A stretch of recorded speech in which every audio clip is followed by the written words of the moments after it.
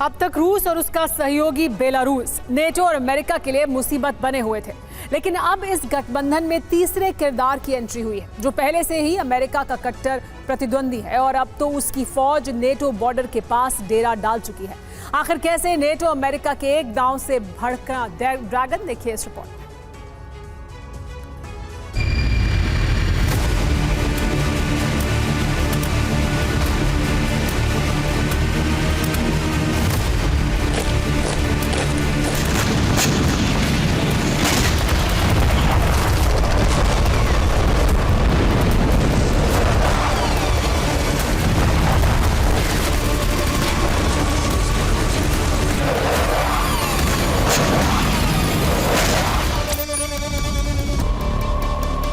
America की राजधानी Washington DC, जहां से 9 से 11 जुलाई तक नाटो की समिट हुई। नाटो के इस शिखर सम्मेलन में रूस यूक्रेन जंग के साथ साथ दक्षिण चीन सागर और ताइवान क्राइसिस को लेकर भी बातचीत हुई।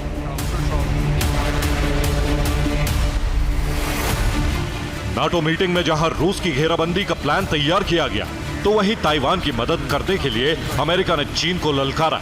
बस फिर क्या, नाटो मंत्रणा से भड़के चीन ने न सिर्फ ताइवान की घेराबंदी की, बल्कि रूस यूक्रेन जंग में भी एंट्री मारने का ऐलान कर दिया। और इसके लिए चीन ने बेलारूस की सेना के साथ संयुक्त सेना अभ्यास का आगाज कर दिया। नाटो बॉर्डर से 65 किलोमीटर दूर चीन बेलारूस का युद्ध अभ्यास जारी। इसके अलावा चीन ने रूस की नौसेना के साथ नेवल ड्रिल भी शुरू की। दक्षिण चीन सागर में हो रही ड्रिल में चीन रूस के युद्धपोत शामिल हुए। इतना ही नहीं, चीन की नौसेना ने एक बार फिर ताइवान की घेराबंदी की।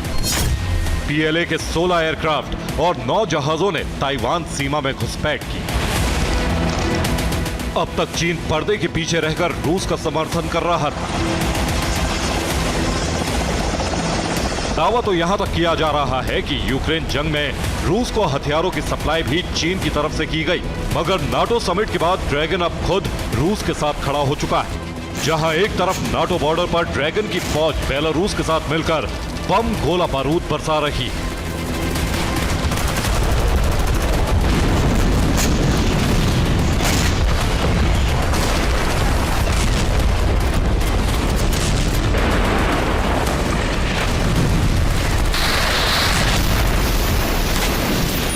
तो वहीं दक्षिणी चीन सागर में रूस और चीन के जंगी बेड़े अमेरिका, ताइवान, जापान के लिए खतरे की घंटी बजा रहे हैं, क्योंकि दक्षिण चीन सागर में रूसी नौसेना के साथ नेवल ड्रिल तो चीन कर ही रहा है। इसके साथ साथ ताइवान की घेराबंदी के लिए जिनपिंग ने अपनी ब्रिगेड को खुली छूट दे दी।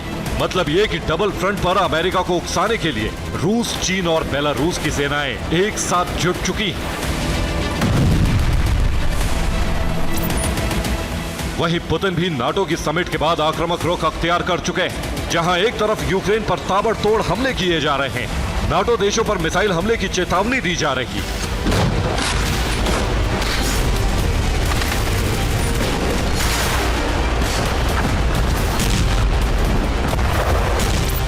तो वहीं दूसरी तरफ अजोव सागर में भी रूसी नौसेना ने ब्लैक सी फ्लीट के 3 युद्धपोतों को तैनात कर दिया है।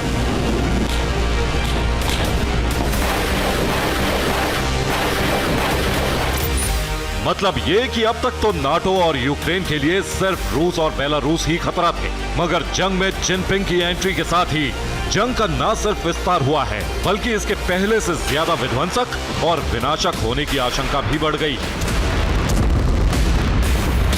Bureau report, TV9 Bharatvarsh.